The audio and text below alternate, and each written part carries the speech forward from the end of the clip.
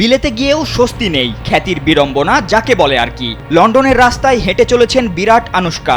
উৎসুক জনতা যারা এই দম্পতিকে চিনে ফেলেছেন তারা ক্যামেরা হাতে পিছু নিয়েছেন। তাতে বেজায় চটলেও ভদ্রতার খাতিরে মাত্রা ছাড়াননি কোহলি। তবে চেহারায় দেখা গেছে অস্বস্তির ছাপ। ভারত ছেড়ে হাজার মাইল পাড়ি দিয়ে একান্ত সময় কাটাতে যুক্তরাজ্যে এসেও যেন বিড়ম্বনায় এই তারকা দম্পতি।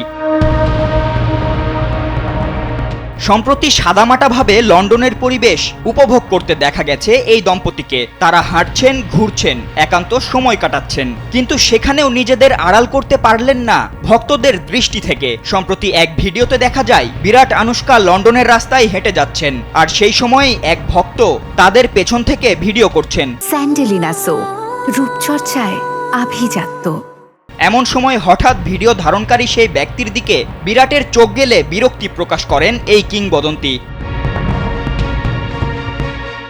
গেল টি-20 বিশ্বকাপ জিতে বিরাট বিদায় বলেছেন সংক্ষিপ্ত সংস্করণকে।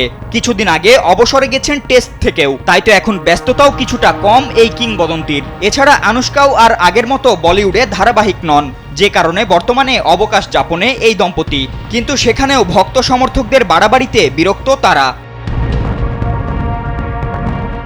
এদিকে গুঞ্জন রয়েছে এবার যুক্তরাজ্যেই স্থায়ী হতে চলেছেন এই তারকা দম্পতি। যে গুঞ্জনের আগুনে ঘি ঢালেন বলিউড অভিনেত্রী মাধুরী দীক্ষিতের স্বামী চিকিৎসক শ্রীরাম নেনের একটি কথা। কিছুদিন আগে এক পডকাস্টে তিনি বলেছিলেন আনুশকার সঙ্গে একদিন আলাপ হয়েছিল। তিনি বলেছিলেন ভারতে তারা তাদের সফলতাও উপভোগ করতে পারেন না, কারণ যে কোনো কিছুতেই নজর পড়ে। এজন্যই তারা লন্ডনে যাওয়ার কথা ভাবছেন। ওদের সন্তানদের ক্যামেরা লেন্সের আড়ালে সাধারণভাবে বড় করতে চায় তারা। তাই তো এখন প্রশ্ন, সত্যি কি যুক্তরাজ্যে স্থায়ী হচ্ছেন বিরুষ্কা দম্পতি? ফাতেন ইশরাক, কালবেলা।